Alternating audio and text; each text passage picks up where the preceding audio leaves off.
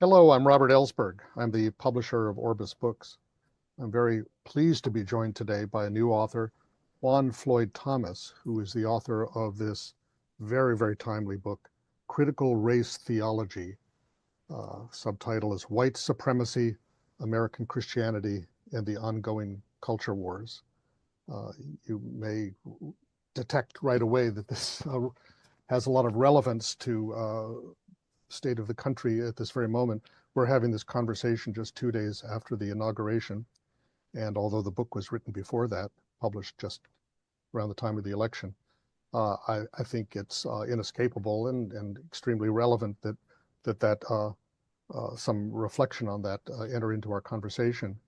But first, let me just say that Juan Floyd-Thomas is Associate Professor, African American Religious History at Vanderbilt University Divinity School. He is the co-founder and executive board member of the Black Religious Scholars Group and president of the Society of Race, Ethnicity, and Religion.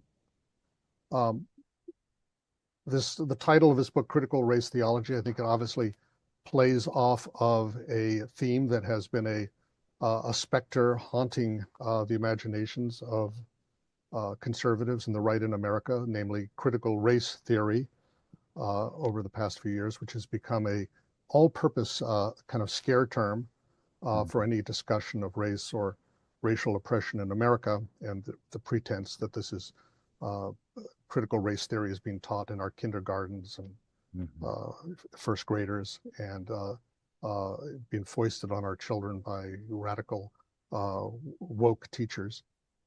So first of all, maybe you could talk a little bit about what critical race theory is all about and how your concept of critical race theology builds on that or extends that. Sure. And thank you, Robert, for this interview, for this opportunity to share with you. Um, the roots of critical race theory began well back into the 1980s. I'll drop a pin there with some pioneering scholarship by the likes of folks such as Derek Bell, Kimberly Crenshaw. I'm also thinking here in terms of Cheryl Smith and countless others. And their efforts were to study either instruments in terms of instrumental texts and documents like the U.S. Constitution and many of our legal precedents, Supreme Court decisions and the like, as well as institutions such as our courts, our legal firms and obviously governmental agencies and offices such as the Department of Justice and all its attendant bodies like the FBI and so forth, and try to study and scrutinize how mainly but not exclusively race has impacted, influenced how our lives as not just citizens of the U.S. but human beings have been affected in many ways negatively by white supremacy, by patriarchy and sexism, by homophobia and transphobia, by xenophobia, Islamophobia, anti-Semitism. The list of isms and um, social oppressions can go on and on. But how those things have gotten woven into how we interpret the Constitution, or how our Department of Justice and Supreme Court in many ways act against the very premises of the Constitution that they are sworn to uphold and enforce. I was just talking to a class literally yesterday. I'm currently at Vanderbilt teaching a class for both our undergraduate and graduate students in terms of Martin Luther King and the social roles of religion. And so, in light of the confluence of events on Monday being, the King national holiday, but also the inauguration of Donald Trump as now our 47th president, um, and wrestling with the idea of the Constitution, especially the preamble. And that little, you know, statement that precedes everything that the Constitution would later unfold, I don't just see it as, a preface. I see it as a prayer. Mhm. We, the people, in order to form a more perfect union, right? When we're talking about the various points within it, roughly 5 points, that presumes and prepares people for what a nation state, what a government should do and be, right? That is something that we aspire and hope for, Mhm. right? Now, bridging to the other side of your question about how I took critical race theory and now grafted it and molded it into critical race theology, right? Just borrowing that example of thinking of the preamble of the Constitution as a form of prayer, right? Mhm. The Constitution of the more than 4,500, I think 63 words within it, God, Jesus, the Bible, nowhere in it, Mhm. right? So for many of our right-leaning brothers and sisters, right, as much as they want to talk about white Christian nationalism, and hopefully we'll get to that in our chat today, um, saying that this was a God first, God only nation.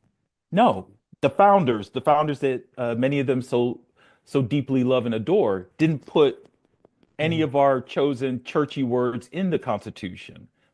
But another word that's not in the Constitution is dream, right?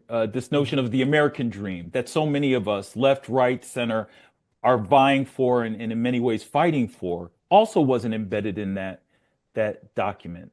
But what I'm suggesting is, once again, taking the preamble, pardon the pun, at face value, right? The idea that what we're aspiring for, right? What the folks, many of us, especially who were written out of the Constitution, are aspiring towards and hoping and literally dreaming about is that we could now remake the nation into what it always should have been on day one. Mhm. With critical race theology, I'm hoping to deploy some of the same standards, some of the same means and mechanisms, particularly a form of narrative historicism, right? Not necessarily creating argument out of a story, but embedding arguments within the larger story itself, the story Mhm. of our faith, the story of our peoplehood, of our nationhood. And so, much like critical race theory is trying to scrutinize and deconstruct the kind of racist and oppressive elements within core documents and institutions within our legal system, our government, I want to do the same work within our scriptural and our sacred texts, as well as our ecclesiastical institutions, right? Mhm. Our, starting with our churches, but even extending into our synagogues, our mosques, our temples, right? All the meeting places where folks of good faith and true conscience gather and rally round. Um, and try to root out these pernicious and pervasive problems within. Mhm. Mhm. Yeah. Well, one of the things that really excites, the right, the conservatives, is the idea that uh, calling attention to Mhm. patterns in history and systems of racial discrimination is itself Mhm. discrimination, is Yeah, racism. yeah. The litmus test, that's put to any Supreme Court justice, if they happen to be black, is, do you believe America is a racist country? Well, it's not really a yes and no kind of question. It depends on what those kind of words mean. But you're talking about with the Constitution, this history of kind of vying for space in that Mhm. narrative, Mhm. and who claims it. And so the whole idea of MAGA, of making America great again, in terms of an American dream, is really kind of looking back towards some kind of lost paradise, this lost America, Mhm. and that is being threatened by diversity, equity, and inclusion. Mhm. Uh, how do you see that also, in the church? I think maybe, I see it perhaps in this way that, let's say, some of, like Martin Luther King's famous line from "I Have a Dream" speech, I dream that my children will be judged by the content of their character, not by the color of their skin. Mhm. It means that if you are calling attention to patterns and structures of racial discrimination, you are denying that dream. You are judging Mhm. people by the identity and the color of their skin. Whereas as Christians, we should be living in a colorblind kind of world. We're all Mhm. one. There's love. There's harmony. We're living in this blessed kingdom of God, or whatever, beloved community already. Mhm. So it's this kind of love without justice, without any Mhm. kind of addressing of those existing patterns of inequality and oppression. Yeah. No, I thank you for the question. And I'll pick up the baton where you left off. Also embedded within that classic speech of Dr. King's, the "I Have a Dream" speech. He actually, and many folks will understand this. He makes a turn rhetorically within the speech. He starts out talking about basically a promissory note, right? That Mm-hmm. basically the United States has written a bad check, and the gathered body of folks on the mall that day for the March on Washington for jobs and freedom were there, a quarter of a million strong, were there to reclaim the promise that America made. But he pivots towards, as you uh, rightly note, Robert, that soaring part of the "I Have a Dream" speech, and he maps out this vision of the future. But at the pivot point in that speech, he drops this line. And if America is to be great, Mm-hmm. right? Hark in so many ways, right? And that's the power of the prophetic, right? He was coming through a period of time, post Second World War, but still in the midst of the Cold War and all the things, obviously, in the throes of the Civil Rights movement, and all the things that America was dealing with in that period of time. But now that the ghost of MAGA has reared its ugly head yet again, not even coming from the 1930s and 40s, right? With Lindbergh and all them, but now even within our own decade, right, has resurrected itself, right? King speaking to this not as an assertion, but a subjunctive, like a question. If America is going to be great, then he leads into the dream. Mm-hmm. Well, to this point, I think and you know, I'm beaming in from Nashville, Music City, Mm-hmm. the buckle of the Bible Belt, as a colleague once called it.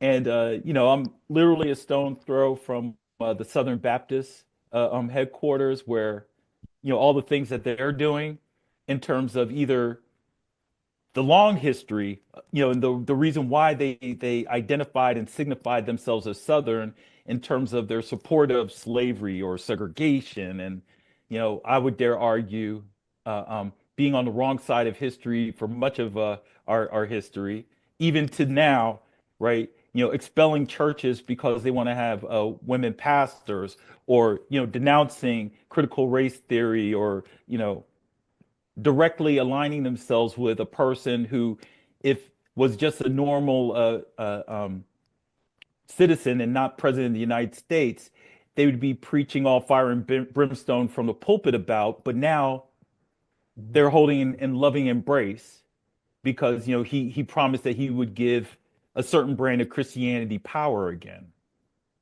Uh, I think about also um, our school has a deep and long affiliation with what once was the United Methodist Church, Mm-hmm. but now is becoming more fractured and divided because of its stance, especially on same gender loving and affirming folk, and a kind of free and open understanding of identity.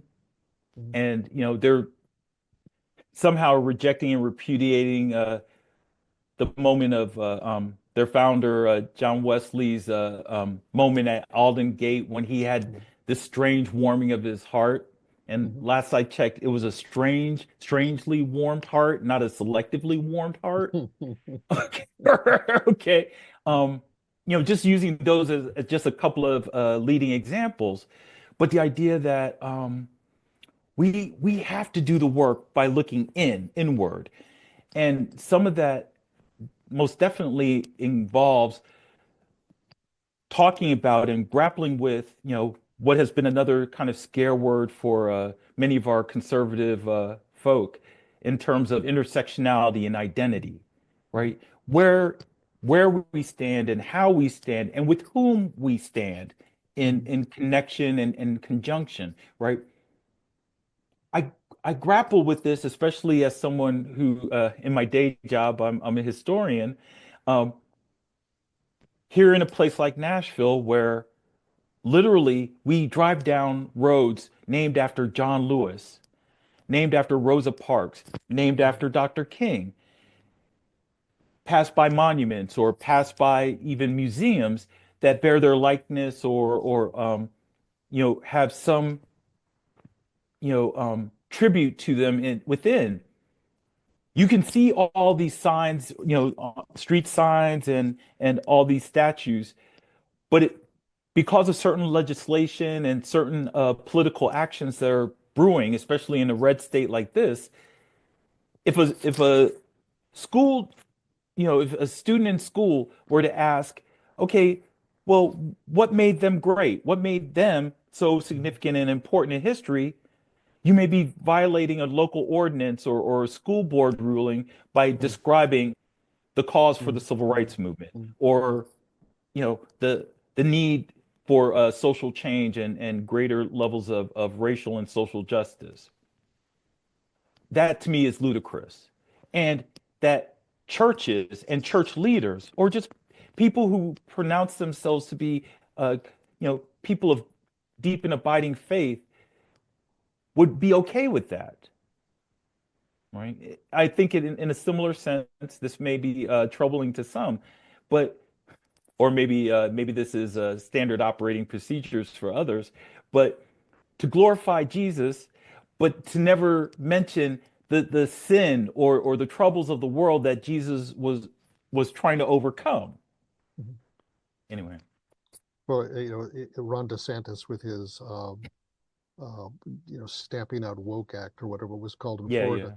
yeah, The yeah, kind of criteria for dangerous content in classes was something that could make a little white child feel uncomfortable or feel guilty about being white or something yeah, like that. So yeah. any talk about slavery or the struggles of the civil rights movement or racism is you have a long section, of course, about Black Lives Matter hashtag movement moment, uh, which is kind of also a kind of synthesizes a lot of this struggle, because Hmm. then there are those who are saying Black Lives Matter. Does that mean white lives don't matter? All lives matter, and Yeah. that whole kind of argument, and not realizing that Black Lives Matter is the way to all lives matter. Mhm. If Yeah. it's not the if the people at the bottom are the Yeah. edges, the margins are their lives don't Hmm. matter. Hmm. Our all lives don't matter. Yeah. No, you're absolutely right. And I also have to give give acknowledgement to the fact that of the several chapters, I think six overall in the text, that was one of the trickiest to Mhm. negotiate for me, both in terms of trying to crystallize and weave together um, the kind of thoughts and writings of folks ranging from Howard Thurman and Mhm. Jesus and Disinherited, the thoughts and writings of James Baldwin, but then also bringing it closer to home with folks like Michelle Alexander's The New Jim Crow, and of Mhm. course, a dear, a profound scholar and dear sister beloved Kelly Brown Douglas, and the Mhm. kind of work that she's done, especially under the umbrella of Orbis in terms of Stand Mhm. Your Ground and Mhm. Resurrection Hope.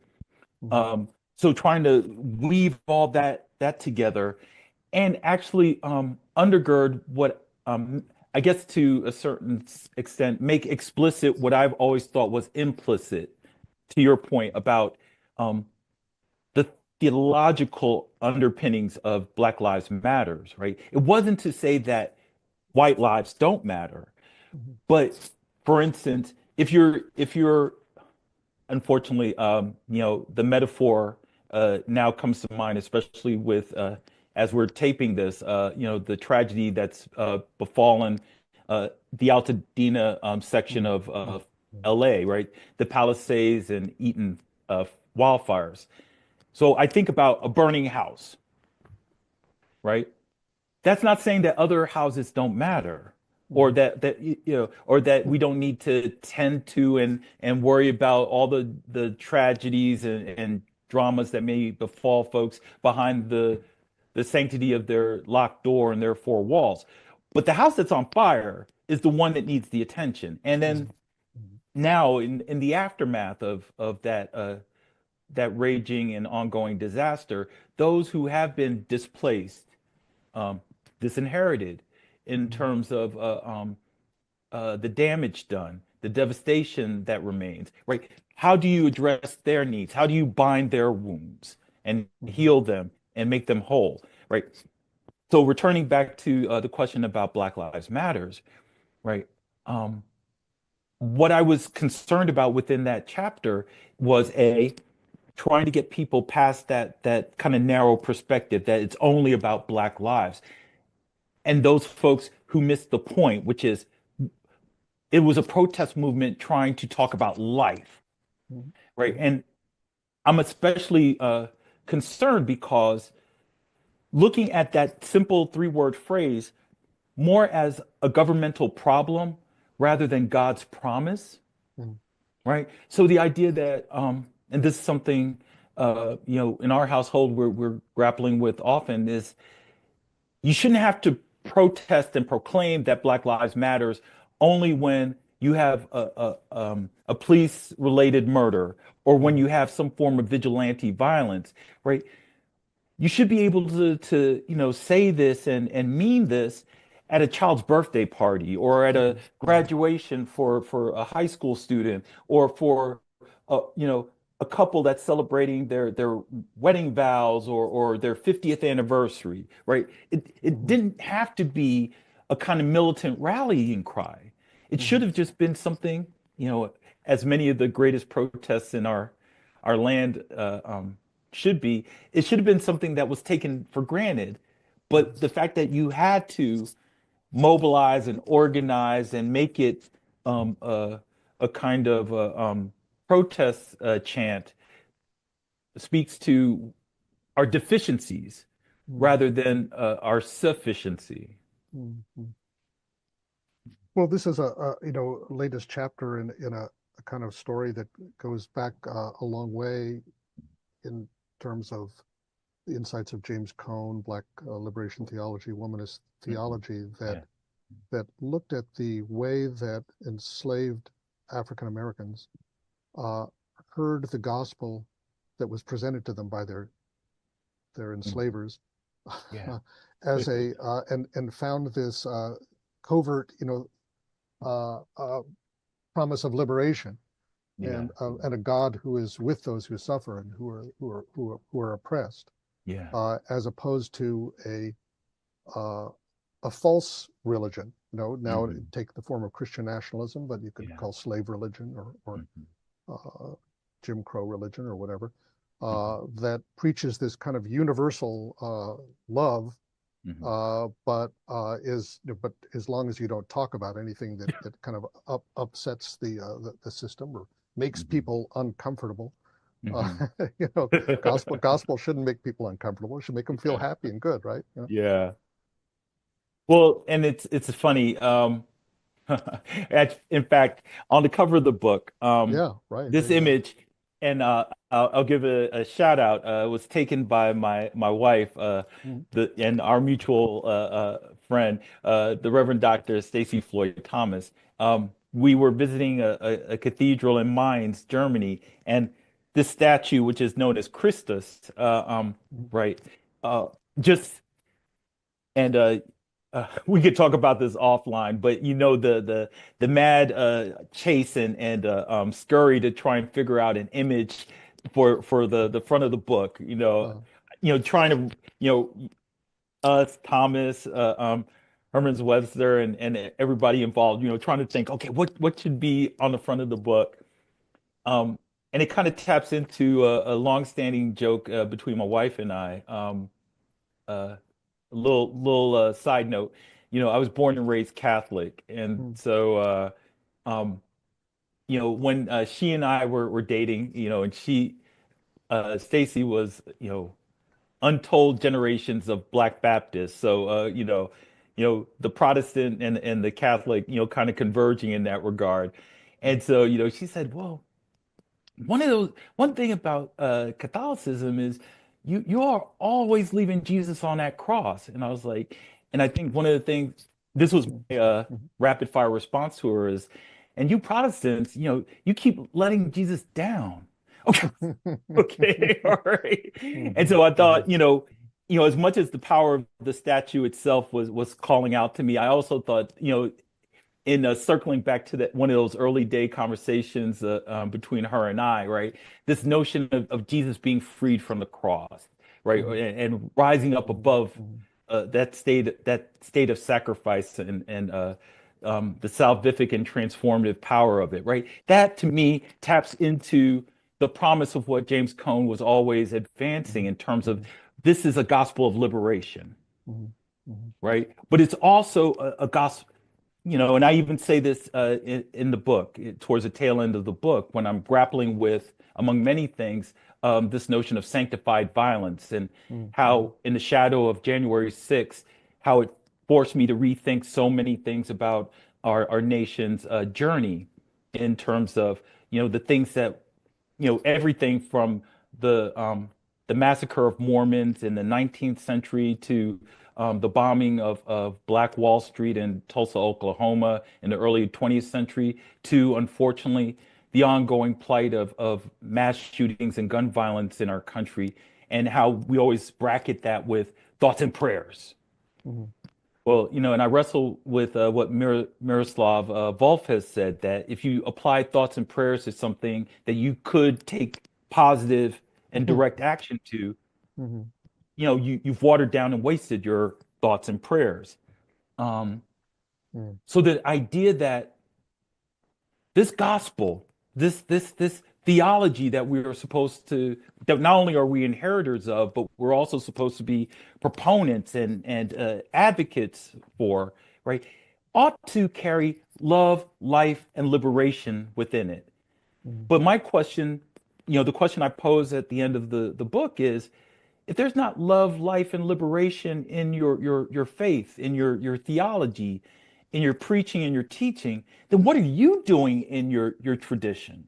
mhm, Like literally, if what you're doing, if what you're thinking, if how you're living doesn't advance those three things, love, life, and liberation, what are you doing? mhm, mhm. Yeah, well, the cover also, did bring me back to James Cone's The Cross and the Lynching Tree, Yeah, and yeah. his, reflecting on that, the cross is the kind of essential Christian symbol. Hmm. But if we look at that cross without Jesus on it and we don't relate it to Mm. the suffering, the crucifixion of people all around us, uh, then it's a false religion. It's a false Christianity. You It's not the sanitized it. yeah, it's not the gospel of Jesus Christ. Um, Yeah. the kind of getting down to the end of our time, I was so moved by the way you concluded the book with this extraordinary poem by Pauli Murray that I had never read before, and it Mm. seemed to me so apt for this precise moment that I wondered if you would mind reading that, sharing that with us. All right. Well, thank you. Thank you. And I hope you don't mind if I guess I'll try to read it in toto if all Go right. ahead, please. It's not that long. All right. This once again it's adapted from Pauli Murray's pen, uh, as she would refer to herself, America's problem child. And the poem and the poem is Dark Testament, verse 8. Let us pray. Dear God, our creator, we come before you now in a time when hope is a crushed stalk between clenched fingers. Hope is a bird's wing broken by a stone. Hope is a word in a tuneless ditty, a word whispered with the wind, a dream of 40 acres and a mule, a cabin of one's own and a moment to rest, a name and a place of one's children, and children's children at last. We humbly ask you in our form and fashion for a world where the air is safe to breathe and the water is clean to drink, and where our neighbors study war no more and no one has to be a refugee in their own land or a prisoner in their own home. As we prepare to live into the purpose that you created for and called us into, we give thanks that hope is a song in a weary throat. Give us a song of hope and a world where we can sing it. Give us a song of faith and a people to believe in it. Give us a song of kinship and kindness and a country where we can live it. Give us a song of hope and love and a child's heart to fully hear it. And all those who would say, Amen. Amen, indeed. Well, Juan, thank you very much for joining us today, joining me. And I urge everyone to rush out and get and read this fantastic book, Critical Race Theology by Juan Floyd-Thomas. It's been a Thank you very pleasure, much. Robert. Thank you. Yeah. Thank you so much. True pleasure.